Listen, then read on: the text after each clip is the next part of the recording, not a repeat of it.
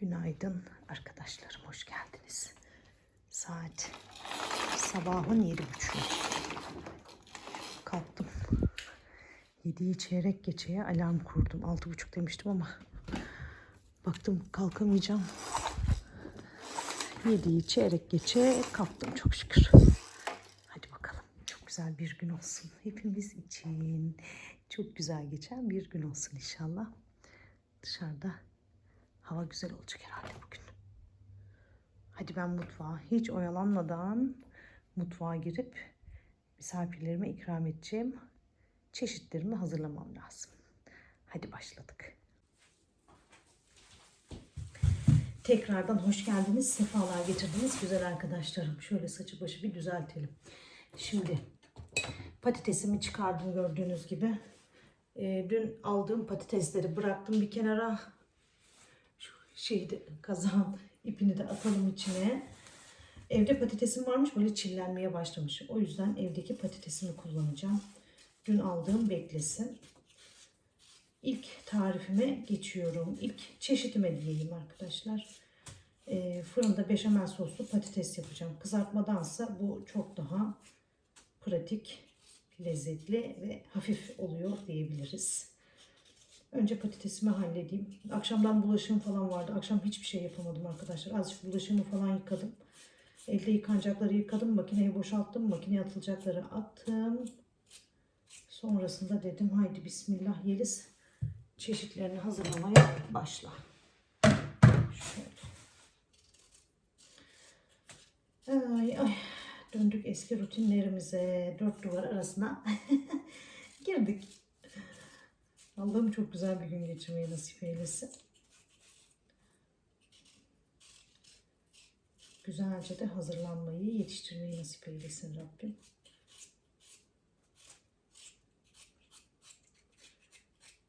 Hemen böyle hazırlayacağım. Saat ilerlediğinde, ki çok çabuk ilerleyecek, fırına atarım. Peş peşe pişiririm Allah izin verirse. Börek de yapmak istiyorum da yufka aldım ben biliyorsunuz. Acaba tava böreği mi yapsam, tepsi böreği mi yapsam? Onun da kararını veremedim. Kararsız bir insanım biliyorsunuz. Kararsız değil de hani en iyisi olsun gibi böyle. O mu olsa bu mu olsa. Sonuçta bir tanesini yapıyorum. Aslında kendimi yoruyorum.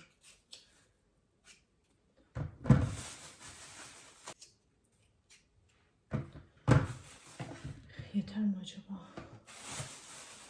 Kalabalık olacağız ama.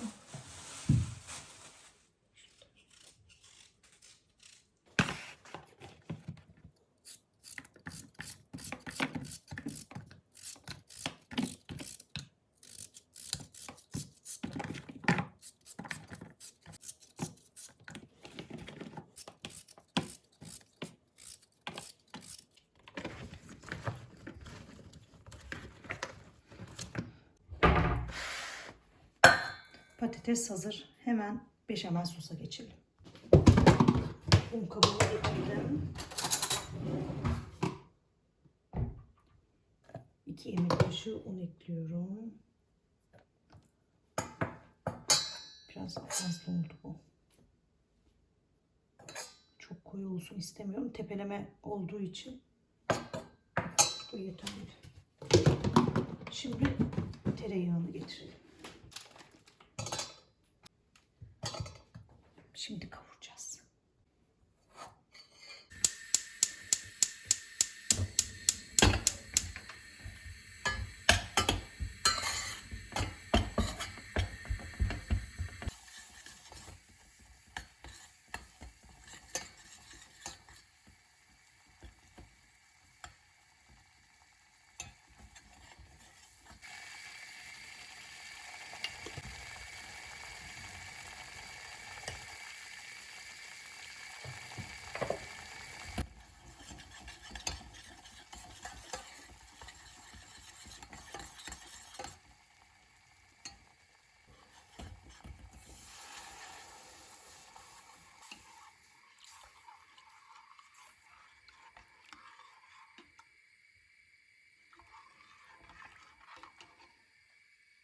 Borcamımı aldım geldim.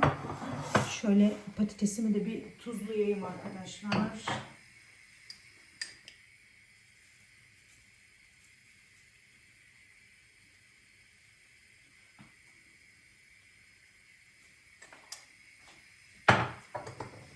Biraz yağ.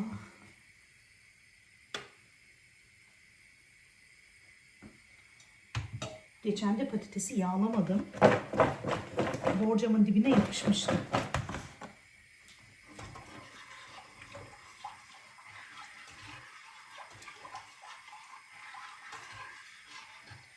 O yüzden böyle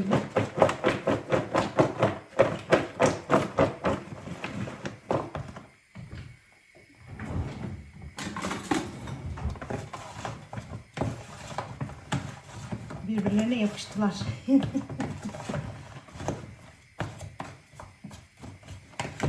Güzelce harmanlayayım da borcama dökeyim. Ondan sonra da beşamel sosunu dökeceğim.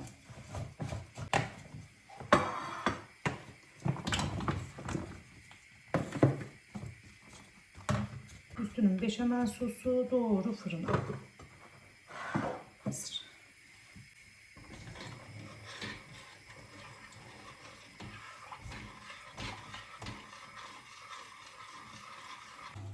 Fırın tepsilerimi çıkardım. Fırınımı çalıştırdım. Şimdi beşamel sosumuzu dökelim arkadaşlar. Sosun kıvamını da göstereyim. Çok koyu olsun istemiyorum. O yüzden koyu olursa süt ekliyorum. Bismillahirrahmanirrahim.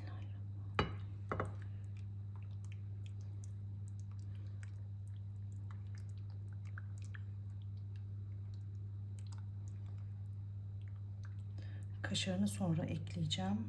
Böyle bir pişsin. Şimdi patatesler çiğ. O yüzden ön pişirme yapmak zorundayım. Kremayla da yapılıyor bu ama ben böyle beşamel soslu tercih ettim. Hemen atacağım fırına. Bir güzel pişireceğim. Börek işlerine de bir geçiş yapalım arkadaşlar. Şöyle pırasalarımı bir doğrayayım ince ince.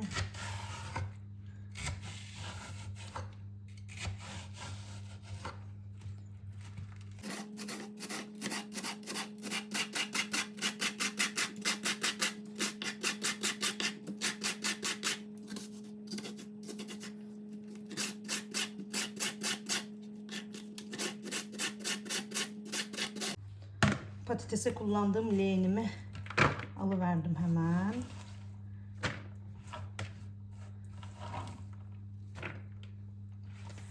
Kolay da bir börek yapayım.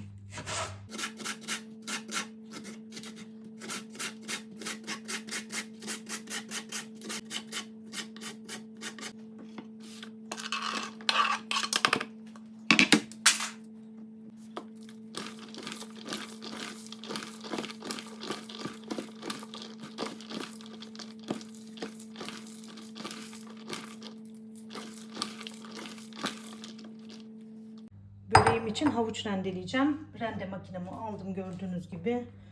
Şunu ince şey yapsam acaba nasıl olur? Kesinlikle burada. Şu daha ince. Hem bir denemiş olalım bakalım.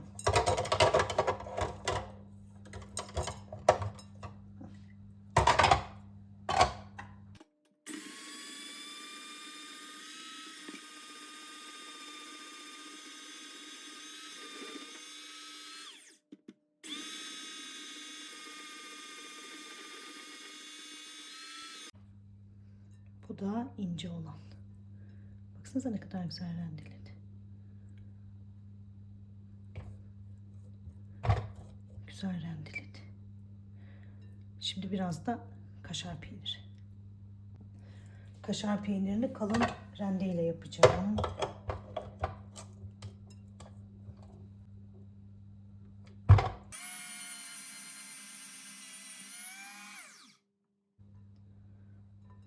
Bu da tamam. Hemen birleştirelim. Aparatını da böyle kolayca söküyorum. Şöyle dökelim. Bol havuçlu.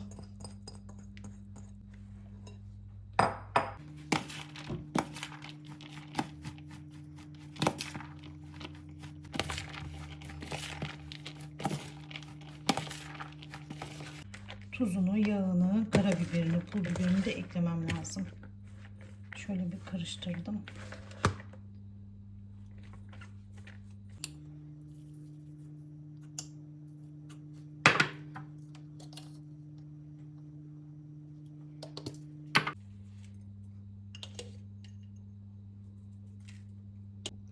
Yağdanlığımdaki yağ bitti. Şöyle şişeden döküverdim.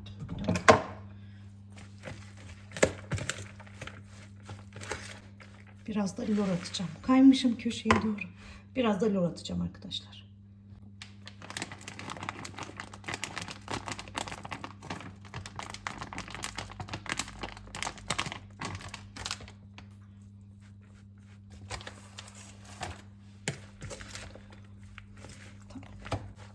Börek harcım hazır.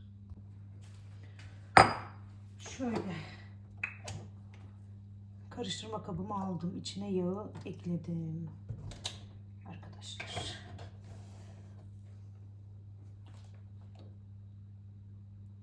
Bu yağ fazla. Biraz alacağım.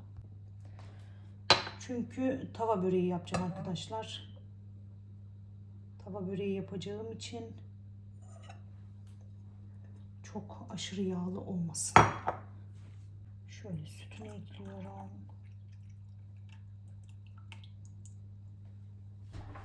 Bir tane yumurta.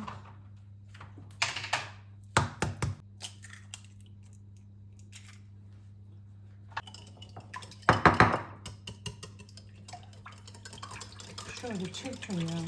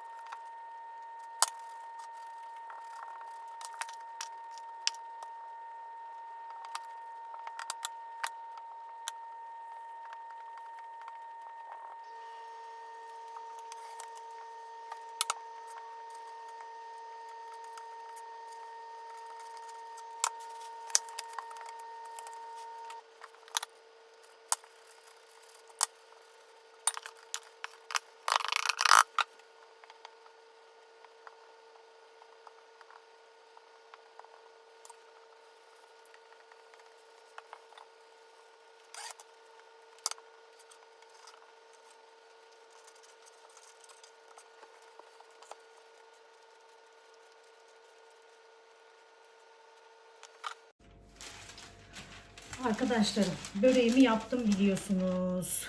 Tavada pişirecektim ama tavada böyle başında durup evirip çevirip bekleyip pişirecek zamanım yok. O yüzden böreğimi olduğu gibi tepsiye çeviriyorum arkadaşlar. Tepsiye çevireyim, fırına atayım. Fırında patatesim pişti. Ya pişmiştir Allah'ın izniyle. Bunu çevirdim böyle. Yağını da süzdüreyim iyice.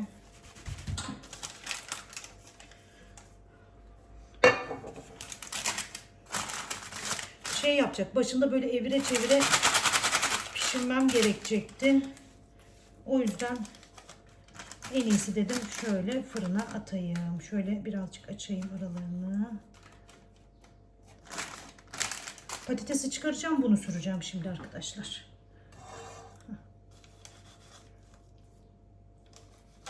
Şöyle birazcık sıkıştırmıştım tavaya.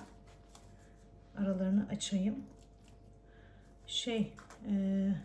Biraz da böyle pırasa pişer mi, çiğ kalır mı kaygım oluştu açıkçası. Pırasayı biraz sotelemiş olsaydım daha farklı olurdu. Ama hadi dedim bir şey yapayım. Akşamdan yapamadım arkadaşlar. Çok kötü hissediyordum kendimi. O yüzden her şey sabaha kaldı. Soğan muhlaması da yapıyorum. O da tavada. Börek tamam. Şimdi hemen atayım. Düşme. Pişireyim.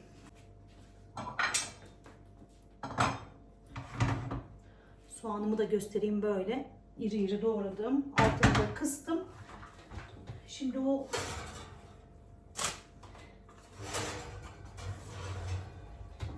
patatesimin kaşarı kaldı. Onu en son sofraya oturmaya yakın halledeceğim.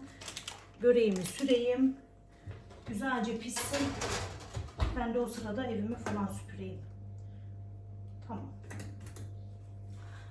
Böyle çok daha iyi oldu benim için. O zaman Yeliz bacınız uçağın evini bir halletmeye çalışsın. Böreği hazırladım. Patates, beşamel soslu patatesi hazırladım. Soğan mıhlaması yapacağım. Kahvaltılık çıkaracağım. Kuymak da yapasım var. Durun bakalım. Yapacağız, çıkaracağız ortaya bir şeyler. Böreğimi fırından çıkardım arkadaşlar. Hemen tepsiye koydum. Nihal'le çıkarmayla uğraşmadım. Burada da patatesim hazır. Kaşarını rendeleyip fırına süreceğim. En son yapacağım onu. Kaşar eridiği zaman zaten pişmiş oluyor. Böyle sıcak sıcak servis ederim. Altı da kızarmış. Yani çok kızarmasa da kızarmış. Bir taraftan da robot süpürge ortalığı toparlamaya çalışıyor. Ben buraları dik süpürgeyle süpürdüm arkadaşlar. Salonumuzu dik süpürgeyle süpürdüm. Koltukların tozunu çocuklarım aldı. Öyle devam ediyoruz. Kız bitti mi işin? Ha, işini bitirdi geldi. Hanım. Fırfırella hanım. Ben de her şeyle konuşuyorum. Otla, böcekle, kediyle. Robot süpürgeyle. Allah'ım ya Rabbim. Yeliz bacınız hazır sayılır arkadaşlarım. Hemen üstümü değiştirdim. Masamı açıyorum artık. Şöyle örtümü de katlayayım da atayım tepsinin içine. Öyle kaldırayım. Minnoşlardan dolayı erkenden açamıyorum masamı arkadaşlar. Beni en çok minnoşlar engelliyor gibi. Şöyle yerleştireyim. Servis suplalarımı, tabaklarımı getireyim arkadaşlar. Şöyle de bir kombin yaptım. Kahverengi palazzo pantolon. Yüksek ben. Üstüne de böyle kiremit rengi bir gömlek. Hazır Yeliz bacınız. Hadi. Tamam mı? Şöyle. Önce bir tozumuzu alalım.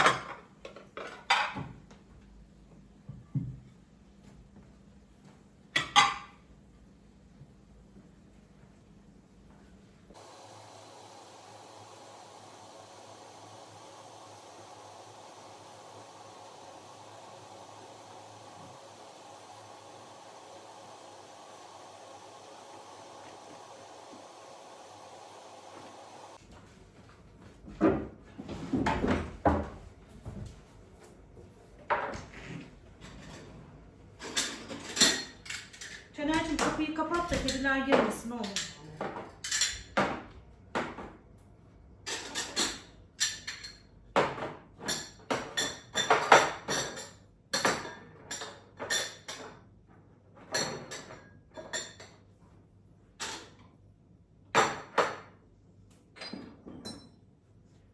Bardaklarımı da hazırlayayım. Çatallarımı falan da yerleştiririm. Şimdi yumurtayı kırmadım. Soğan muhlamasına yumurtasını kırmadım.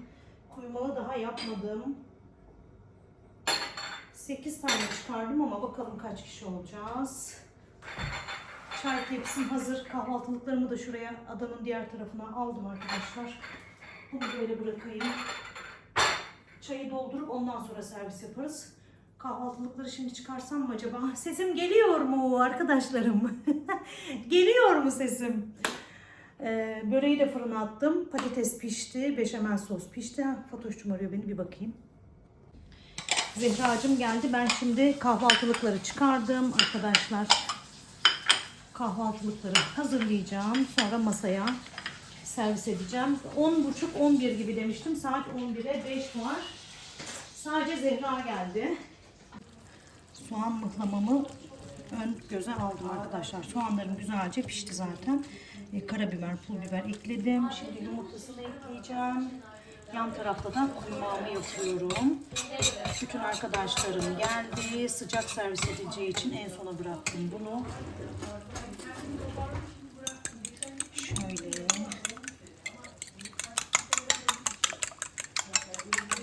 Üç tane yumurta kırdım. Şöyle. Şimdi şöyle bir pişirelim.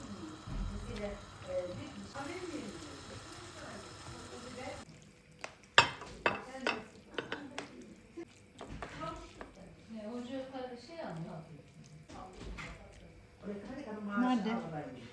Üzüm nerede? Odada yatağın üstünde. Caner'in odasında mı? Aynen Caner'in odası değil mi? Balkonda eski Cansu. Karşıdaki Cansu'nun. Balkonun orada Caner'in. Tamam, oradaydı. Kapıya o ne?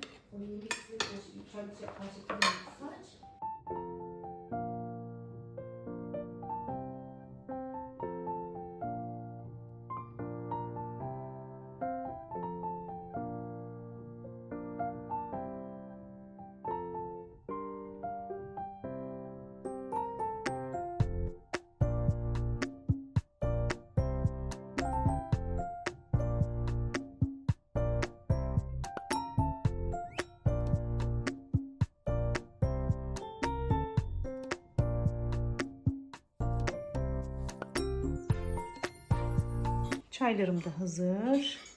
Hemen masaya.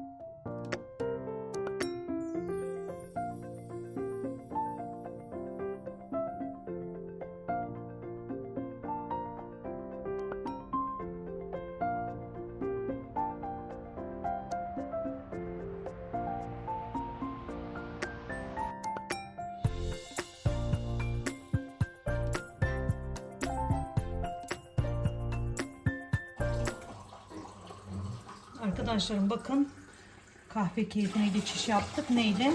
Sos tenceresiyle. Şöyle köpükleri, ay az daha yapımların üstüne döküyordum, gördünüz mü? Köpüklerini alayım birazcık. Lokumlarımı hazırladım.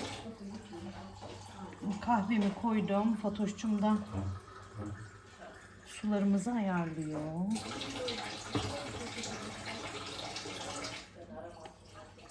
Kahve keyfini de yapacağız. Sonra misafirlerim gidecekler. Kalmıyorlardı kahveye. Dedim kahveye de kalın. Bir kahvemi için gelmişken dedim. Allah razı olsun Nurgül abla.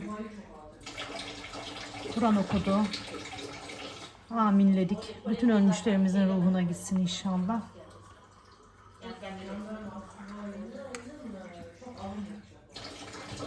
Misafirlerimin hepsi babasını kaybetmiş ve gencecik yaşlarda kaybetmişler. Allah'ın mekanlarını cennet eylesin.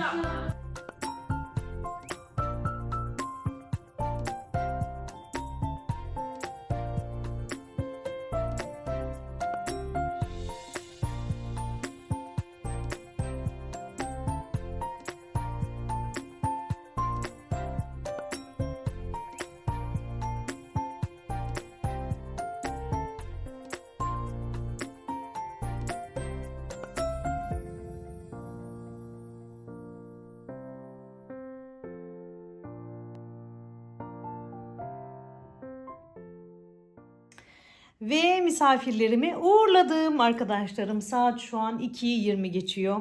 Çok şükür Allah'a. Keyifli geçen bir gündü. Güzel geçen bir kahvaltı sabahıydı diyeyim.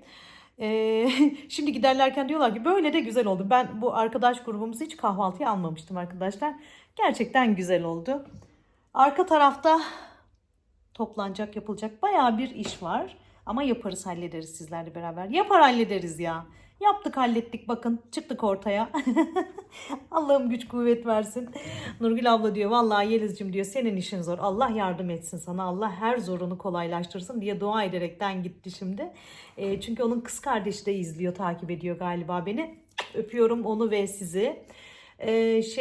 Yeliz iyi sizlerle görüşüyor falan demiş. Çünkü bu gibi sosyal medyada zaman harcayan, içerik üretmeye çalışan kişiler genelde sosyal hayattan soyutluyorlar kendilerini.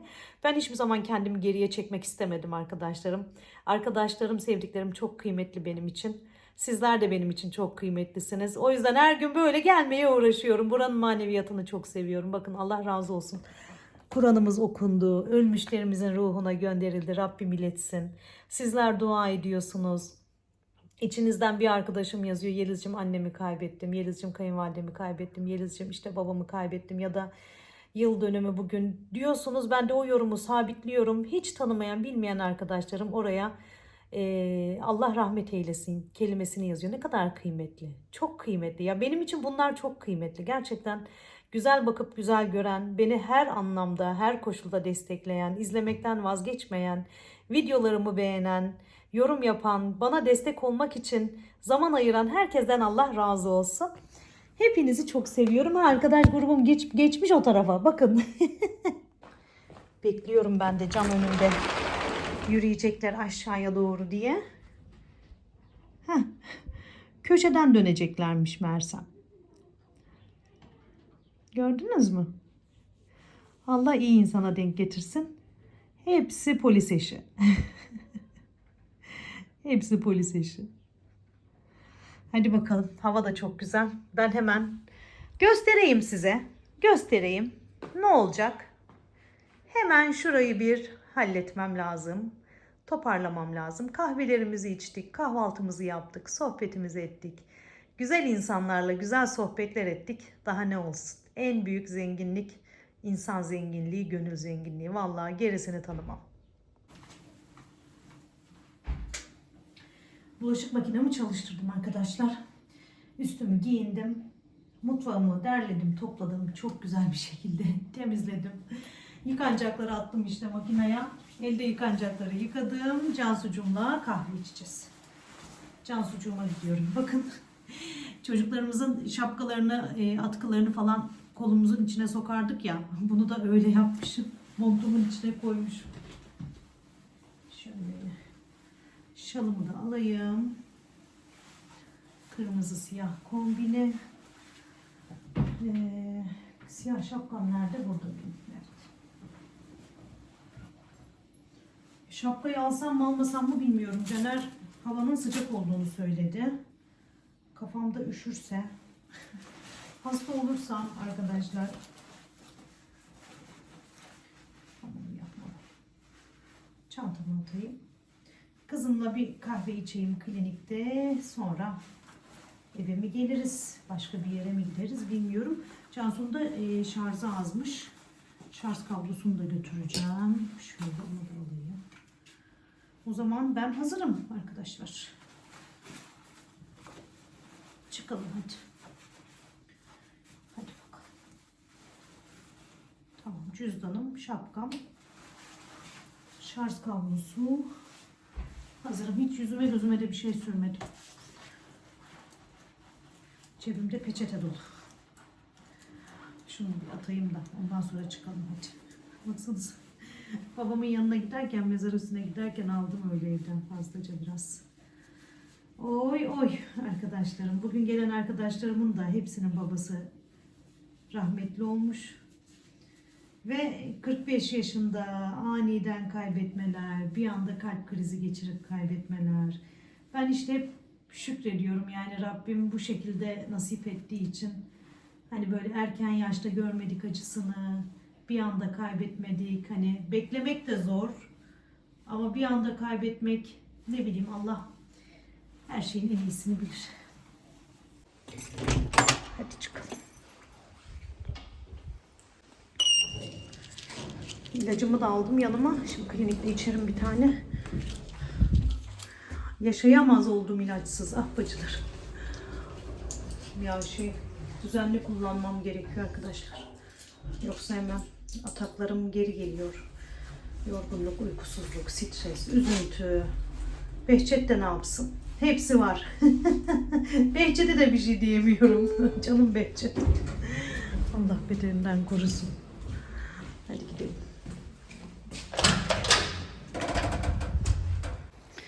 Bir de Yeliz'cim çok akıllı bir kadınsın dersiniz. Yani ey gidi. Hani nerede akıl? Akıl nerede? Şarj aletini yanlış almışım ya. Yürüdüğüm yolu geri yürüdüm. Caner'e dedim oğlum getirir misin şimdi? Ortak yolda buluşacağız da. Şarj aletini alacağım da geri gideceğim. Ay Allah'ım. Neyse sağlık olsun. Arkadaşlarım Cansucuğumu da aldım. AVM'ye doğru gidiyoruz. Hadi bakalım. Gidelim. Azıcık ufak bir turlama yapalım. Sonra evimize dönelim. Ama öncesinde birazcık gezme. AVM'ye girdik. Cansucuğum Linens'i gezmek istedi. Şöyle bir ufak bir tur yapalım. Bak katlama perde yapıyorlar Cansu. Ben seviyorum katlama perdeyi. Çok seviyorum hem de. Ucunda da böyle dantel olursa daha da güzel oluyor.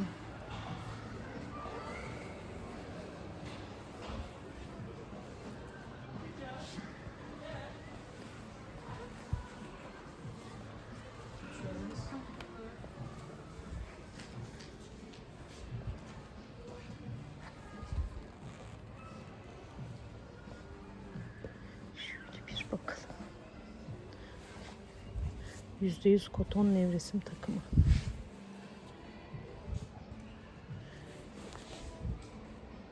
$1387 TL.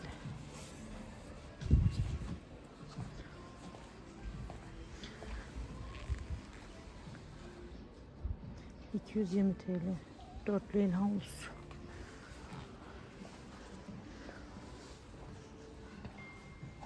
El havluları ne kadarmış Cansu? Şuna baksana. 1000 TL. İncelemek kırdele yapmışlar. Çok güzelmiş.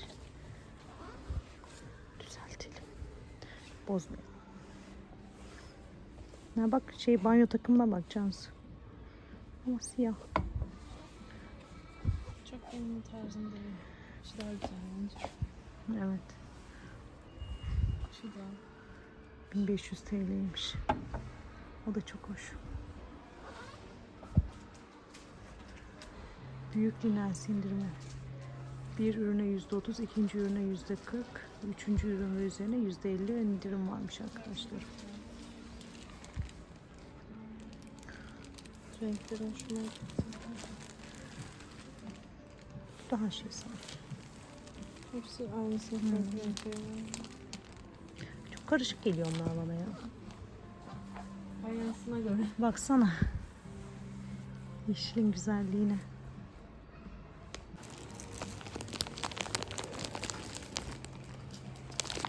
Tek kişilik nevresim takımı 1000 TL'ymiş. Yastık kılıfları da 100 TL.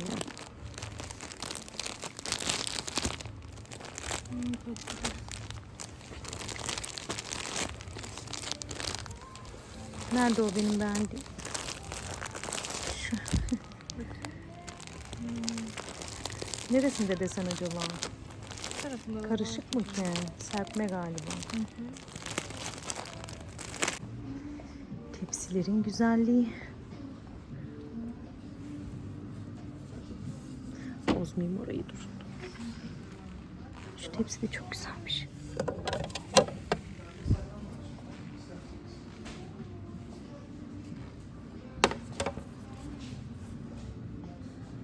...750 TL arkadaşlar.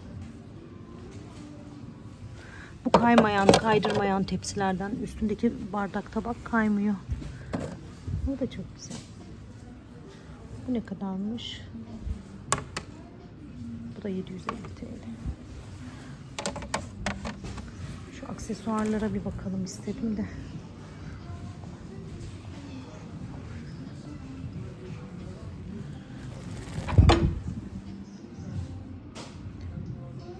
...550 TL.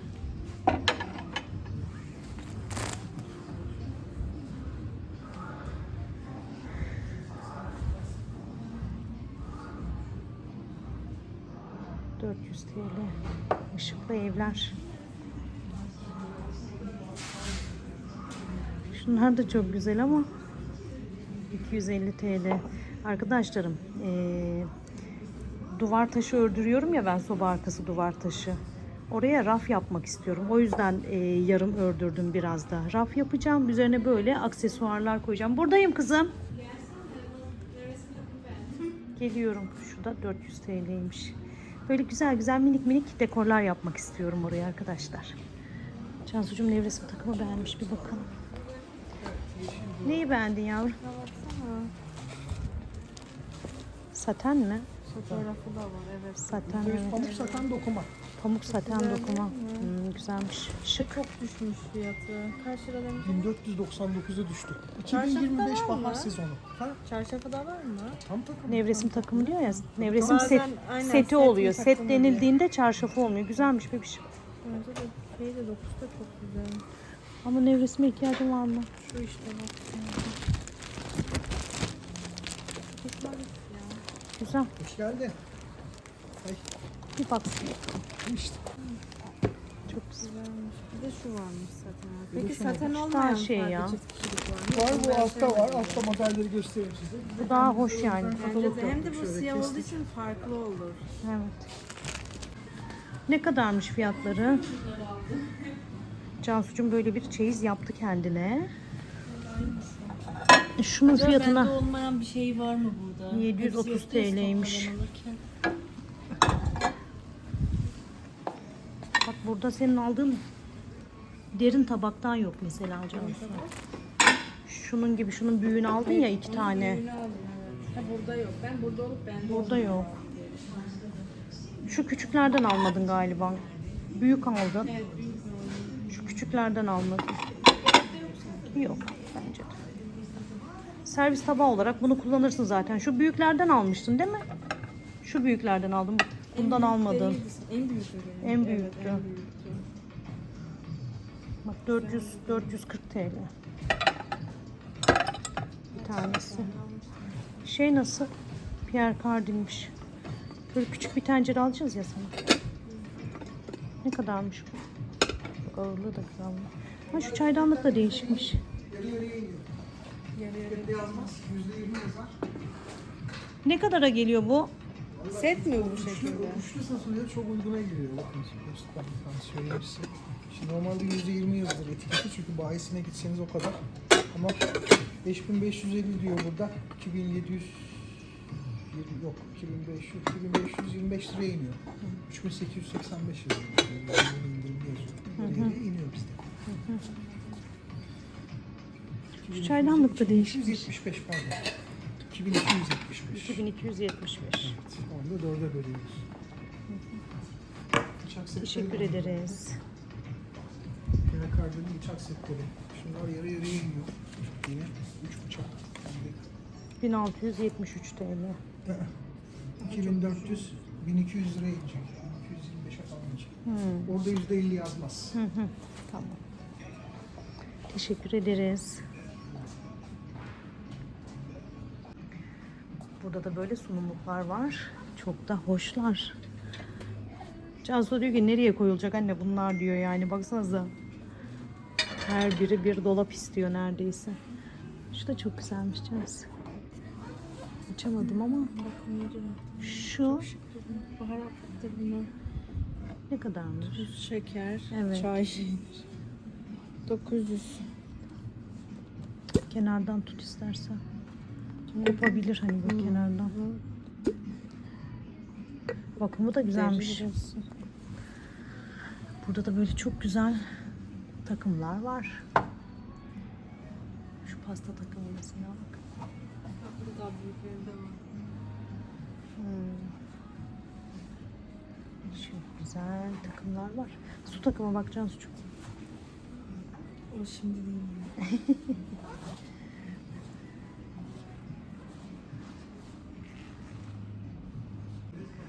Masa örtülerini gördük de bayıldık arkadaşlarım. Çok güzel. Evet çok çok güzel yani gerçekten. Evet o da çok güzel.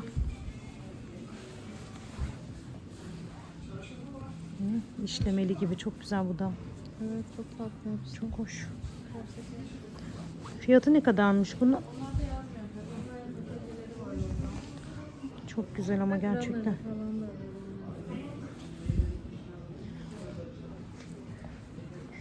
Runner'lara da bir bakalım.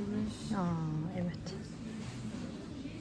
Bu benim yemek takımına bence çok güzel olur. Şeyde o aldığın, satın aldığın var ya sunumluklar var ya onlar da bile ne kadar güzel durur. Çok güzel. Şu şey mi acaba? Bak orada olan desen fistolu bu da. Bir tek bu var orada. Bir de bunun beyazı var. Diğerleri hep var. Bak şu da desenli. Şu yuvarlak galiba Cansu. Yuvarlak. Yuvarlak masa örtüsü. Bu da yuvarlak. Fiyatları ha o da çok güzel. 550 lira. Şey kolalı gibi bu böyle yıkanınca gider mi acaba? Yumuşar mı? İki tarafı da aynı. Burası Piko işte. arkası. İki tane. Grisi de var. Sana bundan alalım. Bak şunlar Anne, şunlardan vardı daha bizim. sana bundan alalım. Olur. Şu ne kadarmış? 350 lira ikili. Bir tane vardı ya İngiliz olan, ona çok benziyor.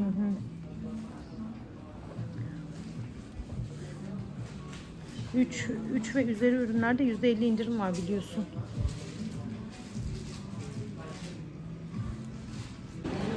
Linens'ten çıktık. Azıcık Carrefour'a bakalım dedik arkadaşlar. Bakalım neler varmış. Belki bir ihtiyacımızı görürüz. Biz evimize geldik. Bayağı da bir vakit geçti. Ben unuttum size aldıklarımızı göstermeyi arkadaşlar. Şöyle Silipi'nin yer temizlik havlusunu aldım arkadaşlar. Hemen hızlıca Villedam'a takarım. Güzelce silerim dedim. Evde bulunsun. Sonra şöyle gelin. Yastık kılıflarını bir göstereyim. 2 tane yastık kılıfı aldık. Cansucum aldı. Kesesine bin bereket çocuğumun. Allah daha çok versin. Allah kesedi bir göstermesin. Şöyle çok tatlı bir renk. Ne rengi bu söyleyin bakalım. Hadi. Sordum size. Bu ne renk? Ne renk kız bu? Gül kurusu mu? Gül kurusu olabilir belki. Şu yeşil yastık kılıfın çok renginden dolayı çok beğenmiştim. Üstüne de böyle koyulu yapraklar falan var ya. Seviyorum bunu böyle. Bu rengi. Bir tane de böyle yastık kılıfı aldık. Bir de o nevresim takımını aldık işte arkadaşlar. Taç'ın nevresim takımını aldık. Göstermiştim zaten şeyde size. Orada mağazada bakarken çok beğendi Cansucuğum bunu. Ben de çok beğendim. Gerçekten güzel. Yani mağazada görmüştünüz.